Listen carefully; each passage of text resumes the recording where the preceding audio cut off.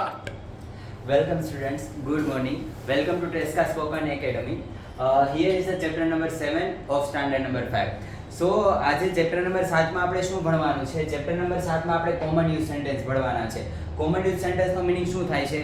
તો આપણે આપણા રોજિંદા જીવનમાં જે કાંઈ પણ વાક્યોનો ઉપયોગ કરીએ છીએ, આપણે મહેમાન આવે ત્યારે, તમારા ટીચર સાથે તમે વાત કરતા હોય ત્યારે, કે પછી તમારા ફ્રેન્ડ સાથે તમે બહાર ગયા હોય, તમે તમારા પપ્પાના ફ્રેન્ડને મળો, કોઈ બીજા કોઈ નવા વ્યક્તિને મળો છો, ત્યારે નોર્મલી આપણે ઘણી બધી લોકો સાથે પરિચય માટે વાત કરતા હોઈએ છીએ. તો અહીંયા આપણને અમુક સેન્ટેન્સ આપેલા છે જે આપણે રોજિંદા જીવનમાં આપણે ઉપયોગ કરતા હોઈએ છીએ. તો આપણે આ જ સેન્ટેન્સ ઉપરથી નવા સેન્ટેન્સ પણ બનાવવાના છે અને આને સમજવાના પણ છે. તો પહેલું આપેલું છે કે વેલકમ સર. તો વેલકમ સરનો મીનિંગ શું થાય છે? તો વેલકમ એટલે આપણે ગુજરાતીમાં આપણા ઘરે કોઈ આવે છે કે તમારી ઓફિસમાં કોઈ આવે છે તો તમે શું કહો છો કે આવો આવો, જય શ્રી કૃષ્ણ વગેરે વગેરે. તો અહીંયા આપણને અંગ્રેજીમાં વેલકમ કહેવામાં આવે છે. તો વેલકમ સર, ભલે પધાર્યા. તો વેલકમ સર છે, તમે વેલકમ મેમ કહી શકો, કે પછી ખાલી પણ તમે વેલકમ કહી શકો છો તે લોકોને. તો આનું welcome ma'am.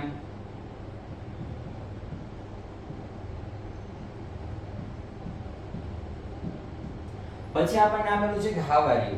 How are you એટલે શું થાય કે તમને કેમ છે. આપણે જનરલી આપણી રૂટીન લાઈફ છે તો એમાં કોઈ પણને તમે નવા વ્યક્તિને મળો છો તો તમે એને શું કહેતા હોય કે તમારા તબિયત પાણી કેવા છે, સારા છે, તમારો આજકાલ શું ચાલે છે, ધંધો કેવો ચાલે છે, કે પછી તમારી રૂટીન લાઈફમાં તમે શું કરો છો, બધું સારું તો છે કે નહીં એમ. તો અહીંયા પણ અંગ્રેજીમાં આપણને શું પૂછવામાં આવે છે કે હાવ આર યુ, તમને કેમ છે. હવે હાવ આર યુ છે તો એને તમે આન્સર પણ આપી શકો છો કે આઈ એમ ફાઇન. અહીંયા નીચે તમને આન્સર નથી આપેલો પણ એનો તમને આન્સર આપી શકો છો તમે કે હાવ આર યુ. તો એનો આન્સર શું આપો કે આઈ એમ ફાઇન. પછી તમારે હાવ આર યુ ની સામે પણ પાછું તમારે હાવ આર યુ તો પૂછવાનું જ છે. સામેવાળાએ આપણને પૂછ્યું કે તમને કેમ છે તો તમે પણ પૂછવાના છો કે તમને કેમ છે, મને સારું છે. તો પછી પાછું પણ તમે પૂછવાના છો તો તમને કેમ છે, મને પણ સારું છે, એમ કહીએ કે ના કહીએ. તો હાવ આર યુ. તો એના આન્સરમાં આપણે બાકી કોમન યુઝ સેન્ટેન્સ આપણે બીજું શું કહી શકીએ કે I am fine.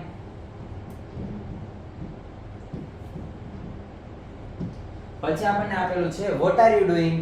Vote are you doing. હવે જો તમારી એક્ઝામ હાલે છે અને એક્ઝામમાં તમે તમારા ફ્રેન્ડ સાથે ચીટિંગ કરો છો તો પ્રિન્સિપલ સર આવીને તમને શું પૂછે કે વોટ આર યુ ડુઈંગ, તમે શું કરી રહ્યા છો. ત્યારે આપણે એકદમ ચૂપ થઈ જઈએ છીએ. તો અહીંયા આપણને આપેલું છે કે વોટ આર યુ ડુઈંગ.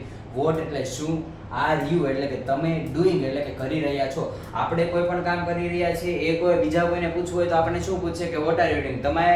તમારે બીજા કોઈને પૂછવું હોય, તમારા ફ્રેન્ડને પૂછવું હોય કે તું શું કરે છો, કે તમારા મમ્મીને પૂછવું હોય કે તમે શું કરો છો, કે કોઈ પણ વ્યક્તિને તમારે પૂછવું હોય તો તમારે કેવી રીતે પૂછવાનું છે કે વોટ આર યુ ડુઈંગ, તમે શું કરી રહ્યા છો. તો આઈ એમ ડુઈંગ હોમવર્ક, હું હોમવર્ક કરી રહ્યો છું. તો આઈ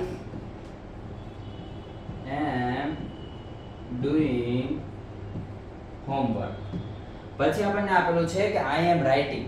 હવે આઈ એમ રાઇટિંગ, ટીચર તમને પૂછે કે તમે શું કરી રહ્યા છો તો તમે તેમ તો કહેવાના નથી કે હું મારા ફ્રેન્ડ સાથે વાતો કરતો હતો. તમે એમ જ કહેવાના છો કે હું તો મેમ વાંચતો હતો. તમે એક્ટિંગ કરવા માંડો. એવી રીતે અહીંયા આપેલું છે કે આઈ એમ રાઇટિંગ, હું લખી રહ્યો છું.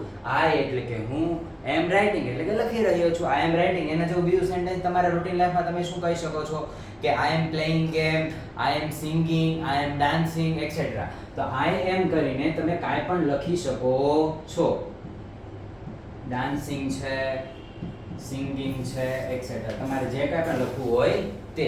પછી આપણને આપેલું છે please show me a book. હવે ટીચર છે તો ટીચર તમને પૂછવાના છે કે નહીં કે લાય મને બતાવ તારી બુક, તું શું લખી રહ્યો હતો એમ. તો પ્લીઝ, પ્લીઝ એટલે કે મહેરબાની કરીને, શો એટલે કે બતાવવું, મી એટલે કે મને, અ બુક એટલે બુક, મને તારી બુક બતાવ. Please show me a book, મને તારી બુક બતાવ. હવે જો તમારો ફ્રેન્ડ નવા શૂઝ લઈ આવ્યો હોય તો તમે એને પૂછો નહીં કે મસ્ત શૂઝ લઈ આવ્યો, ક્યાંથી લઈ આવ્યો મને બતાવો તો. ટી શર્ટ લઈ આવ્યો તો તમે પૂછો કે ના પૂછો કે મસ્ત ટી શર્ટ છે ક્યાંથી લઈ આવ્યો મને બતાવો ને એમ.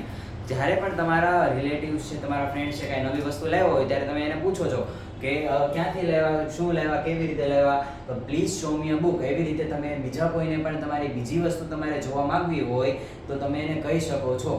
તમે દુકાનદારને પણ કહી શકો please show me this mobile, તમારે જે બી મોબાઈલ લેવો હોય તે. એવી રીતે બીજી કાંઈ પણ શોપિંગ કરવા ગયા હોય ત્યાં પણ તમે આનો ઉપયોગ કરી શકો છો. પછી આપણને તો પહેલા એક્ઝામ્પલ લઈએ. પ્લીઝ શો મી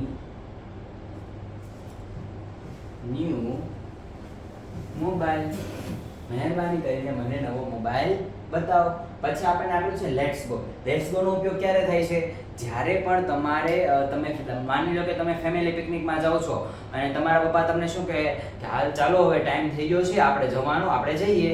અથવા તો કંઈક મૂવી જોવા જવાનું હોય કે ગમે ત્યાં જવાનું હોય, તમારે એક સાથે બધા સાથે, તમારે એકલા નહીં પણ બીજા બધાને પણ તમારી સાથે જવાનું છે, તો ત્યારે તમારે લેટ્સ ગો કહેવાનું છે. લેટ્સ ગો, ચાલો જઈએ, હવે મોડું થાય છે, મારે ત્યાં જઈને બધી વસ્તુ પણ કરવી છે. તો લેટ્સ ગો. અથવા તો એની સાથે બીજું પણ તમે શું કહી શકો, લખી શકો કે લેટ્સ વોક, લેટ્સ સ્પીક. તમારા ટીચર છે તો ટીચર તમને ક્લાસમાં ઉપયોગ કરતા હશે કે ચાલો આજે આપણે સાથે બધાને બધી વસ્તુ બોલવાની છે, તો લેટ્સ સ્પીક.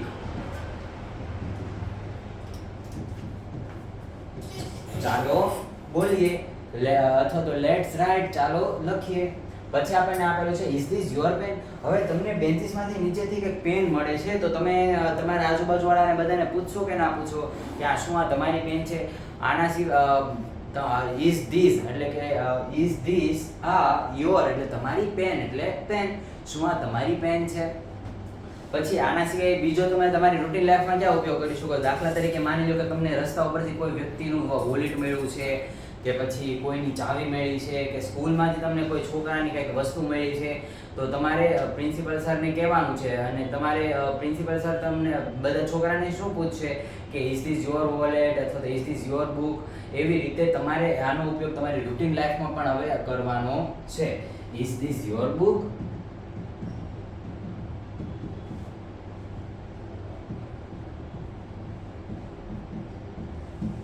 પછી આપણને આપેલું છે મે આઈ ગો ટુ. હવે જ્યારે પણ તમારે કોઈ પણ વ્યક્તિ પાસેથી તમારી મતલબ તમે ક્યાંક મીટિંગમાં બેઠા છો, ક્લાસરૂમમાં બેઠા છો, ત્યારે તમારી સામે કોઈ તમારા કરતાં ઊંચા હોદ્દાવાળું વ્યક્તિ છે અને તમારે એને માન આપવું પડે એમ છે, ત્યારે એની લોકોની પરમિશન લેવા માટે તમારે મે આઈનો ઉપયોગ કરવાનો છે. તો મે આઈ ગો ટુ. હવે જો તમે સ્કૂલમાં છો તો તમે શું ઉપયોગ કરી શકો છો? તો may I go to washroom. શું વોશરૂમ જઈ શકું મેમ? તો may I go to washroom. આપણે અહીંયા આપણું વાક્ય લખીએ.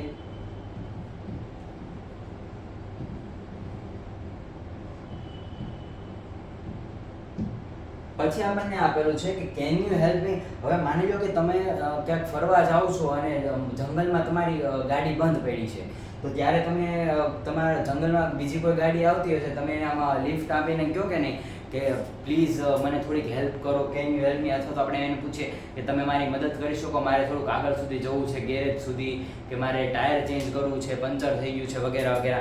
એમ જ્યારે પણ તમારે કોઈ પણ વ્યક્તિ પાસેથી કાંઈ પણ પ્રકારની મદદ માંગવી હોય ત્યારે તમારે હંમેશા એને પૂછવાનું છે કે can you help me, please તમે મારી મદદ કરશો.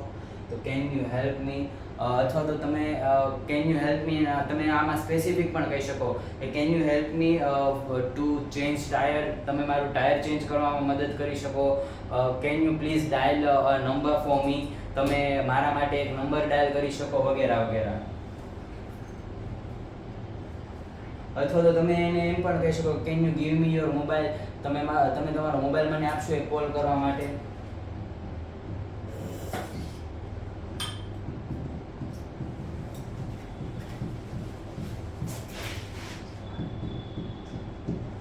પછી આપણને આપેલું છે where is the pen. Where is the pen નો મીનિંગ શું કરવામાં આવે છે? તો વેર ઇઝ ધ પેન, તમારી દાખલા તરીકે માની લો નવી પેન છે એ ખોવાઈ ગઈ છે અને તમને ખબર છે કે તમારી બાજુવાળાએ લીધી હતી, તો ત્યારે તમારે શું કહેવાનું છે કે where is my pen, where is મારી બોલપેન ક્યાં છે? મને ખબર છે તે લીધી હતી. વેર ઇઝ માય પેન, તે મારી બોલપેન ક્યાં મૂકી દીધી છે? તમારો ફ્રેન્ડ ક્યાંક મૂકીને ભૂલી ગયો છે, એટલા માટે તમારે પૂછવાનું છે. આવી જ રીતે તમે તમારા ફ્રેન્ડને બુક માટે પણ પૂછી શકો છો, તમારી સ્વાધ્યાય માટે પણ પૂછી શકો છો, કે તમારા ઘરમાં તમારા ભાઈ ને બેન તમે બંને ઝઘડતા હોય રિમોટ માટે, તમારી બેને રિમોટ સંતાડી દીધો હોય, ત્યારે તમારે શું પૂછવાનું છે? Where is the remote. ત્યારે તમારી બેન કહે છે કે હું આપવાની નથી. એવી રીતે તમારે તમારી રૂટીન લાઈફમાં કે ઘરે અથવા તો તમારા મતલબ રૂમાલ ખોવાઈ જાય કે તમારી બુક ખોવાઈ જાય ત્યારે પણ તમે મમ્મીને પૂછી શકો મમ્મી મારી બુક ક્યાં મૂકી છે? આજથી તમારે અંગ્રેજીમાં બોલવાનું છે કે where is my book mummy, et cetera.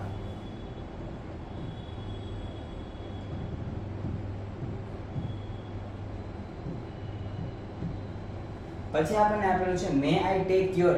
May I take your આ અધૂરું સેન્ટેન્સ છે. આ પહેલા આપણે પૂરું કરવાનું છે.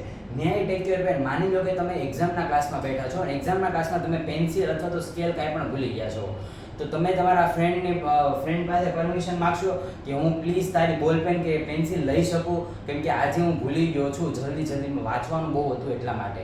તો may I take your pen. અથવા તો તમારે બીજી કાંઈ વસ્તુ જોતી છે, દાખલા તરીકે તમારે મે આઈ ટેક યોર, તમે કંઈક મુસીબતમાં છો અને તમારે કોઈકને ફોન કરવા માટે જોતો છે કોઈકનો ફોન, તો may I take your mobile, may I call from your mobile, તમે એવું પણ લખી શકો છો. પછી આપણને આપેલું છે where are you. Where are you, તમે ક્યાં છો. તમે તમારા ફ્રેન્ડને ફોન કરો ત્યારે તમે સૌથી પહેલા શું પૂછો છો? હેલો, ક્યાં છો? આપણે પૂછે કે ના પૂછે એવી રીતે. વેર આર યુ, તમે ક્યાં છો. વેર આર યુ, તમે ક્યાં છો. તમારા પપ્પાનો પણ તમને કોલ આવે તો એને તમે શું કહો? તમારા પપ્પા તમને શું પૂછે કે બેટા તું ક્યાં છે, ઘરે છે કે બહાર છે, એવી રીતે. તો આના આન્સરમાં તમે શું લખી શકો? આઈ એમ એટ હોમ. એ હતા આપણે રૂટીન સેન્ટેન્સમાં લખી શકીએ કે આઈ એમ એટ હોમ, હું ઘરે છું. I am going to school, હું સ્કૂલે જઈ રહ્યો છું.